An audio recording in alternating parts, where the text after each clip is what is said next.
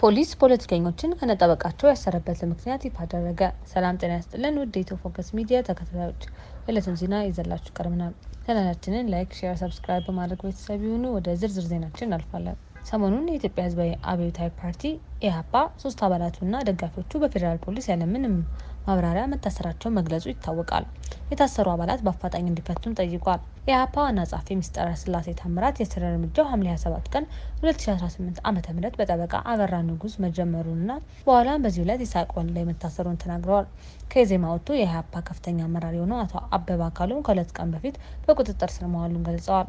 በተለይ አቶ ታዬ ደንዳን ጨምሮ ለተለያዩ ፖለቲከኞች የጥብቅና አገልግሎት የሚሰጡት አቶ አበራ ንጉስ መታሰራቸው መነጋገሪያ ሆኗል። በእነዚህ ጉዳዮች ላይ ፌዴራል ፖሊስ እስከ ትናንት ድረስ ምንም ያለው ነገር አልነበረም። ፌዴራል ፖሊስ ትናንት ረቡዕ ሐምሌ 29 2018 ዓ.ም ተጠርጣሪዎቹን በፌዴራል ከፍተኛ ፍርድ ቤት ልደታ ምድብ አንደኛ የጊዜ ቀጠሮ ችሎት ባቀረበው ማመልከቻ ላይ ተጠርጣሪ ፖለቲከኞቹንና ጠበቃውን ያሰረበትን ምክንያት ይፋ አድርጓል። ፖሊስ ለፍርድ ቤቱ ባቀረበው ማመልከቻ ላይ ተጠርጣሪዎቹ በአዲስ አበባ ከተማ የተለያዩ ክፍለ ከተሞች በሚገኙ የጸጥታ ኃይሎች ተቋማትና በመንግስት ከፍተኛ አመራሮች ላይ የሽብር ጥቃት ለመፈጸም እንቅስቃሴ ላይ እያሉ በቀን 27 11ኛ ወር 2018 ዓ.ም በጥብቅ ክትትል በጸጥታ ኃይሎች ቁጥጥር ስር ውለዋል ብለዋል። ለዚህም ተግባራዊነት ከህዝባዊ ወያኔ ሓርነት ትግራይ ህወሓት ከፍተኛ አመራሮች ጋር በድብቅ ግንኙነት በማድረግ ሲንቀሳቀሱ ነበር ብለዋል። ሁለቱ ፖለቲከኞችና የህግ ባለሙያው በፌዴራል ፖሊስ አባላት የተያዙት ሰኞ ሐምሌ 27 2018 ዓ.ም በተለያየ ሰዓት እንደሆነ የቤተሰብ ምንጮች ጠበቃና የኢህአፓ ፕሬዝዳንት ለቢቢሲ ገልጸው ነበር። በቅድሚያ የተያዙት የኢህአፓ ጠበቃ እንዲሁም ለተቃዋሚ ፖለቲከኞች ጠበቃ በመሆን የሚታወቁት አቶ አበራ ንጉስ ጠዋት 1 ሰዓት ተኩል ገደማ ፖሊስ ከቤታቸው እንደያዛቸው አንድ የቤተሰባቸው አባል ተናግረዋል። አቶ ይስሐቅ ወልዴ ቀን 8 ሰዓት ተኩል በመኖሪያ ቤታቸው በቁጥጥር ስር ሲውሉ፣ ሌላኛው የኢህአፓ አባል አቶ አበባ አካሉ ደግሞ አመሻሽ ላይ ከቤታቸው ውጭ በሆነ ስፍራ ምሽት ላይ መያዛቸውን የፓርቲው ፕሬዝዳንት አብርሃም ሃይማኖት ለቢቢሲ ተናግረው ነበር። ሶስቱ ተጠርጣሪዎች ስልጣንን በኃይል ለመያዝ በማሰብ የውስጥና የውጭ ጠላቶች ተብለው ከተጠቀሱት ከህወሓት ጽምዶ ተብለው ከሚጠራው ኃይልና ከስም ካልተጠቀሱ ሌሎች ጸረ ሰላም ኃይሎች ጋር ተቀናጅተው እንደሚንቀሳቀሱ ፖሊስ ጋር አመልክቷል። በዚህ መሰረት በአዲስ አበባ አባላትን በመመልመልና በማደራጀት የጸጥታ ኃይሎችን እንቅስቃሴ በመሰለል ለጽምዶ ቡድን መረጃ በማቀበል መወንጀላቸውን ቢቢሲ የተመለከተ የፖሊስ ማመልከቻ ጠቅሷል።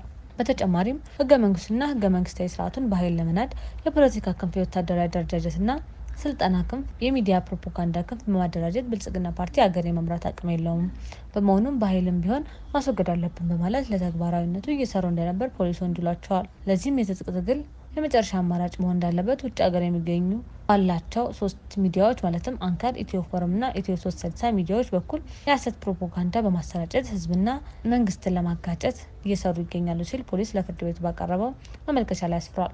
በአሁኑ ወቅት በግለሰቦቹ ላይ ምርመራ እያጣራ እንደሚገኝ ለፍርድ ቤቱ የገለጸው ፖሊስ ዛሬ ጠዋት በነበረው ችሎት ላይ ምርመራውን ለማጠናቀቅ የ14 ቀን ጊዜ ቀጠሮ እንዲሰጠው መጠየቁን ጠበቃ ሰለሞን ገዛኸኝ ገልጸዋል።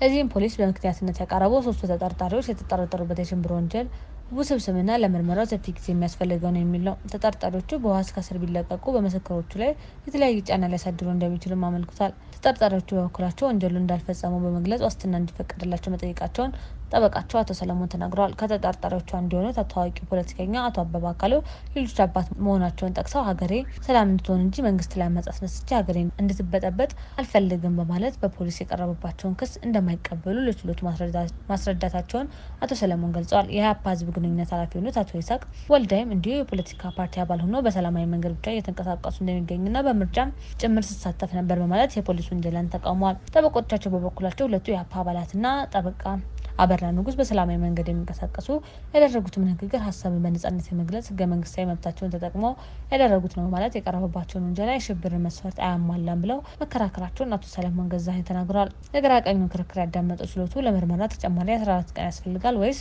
አያስፈልግም በሚለውና በዋስትና ጉዳይ ላይ ብይን ለመስጠት ዛሬ ረቡዕ ከሰዓት በድጋሚ ተሰይሞ ነበር። ከሰዓት በነበረው ችሎት ላይ ፖሊስ ጠረጠርኳቸው ያለበትን በተለያዩ ሚዲያ ላይ ያደረጉትን የሀሰት ፕሮፓጋንዳ በተመለከተ ሽብር ይዘት አለው ወይስ የለውም የሚለውን ለመወሰን ተጠርጣሪዎቹ ያደረጉት የተባለውን ንግግር ፖሊስ ነገ ሐሙስ እንዲያቀርብ አዟል።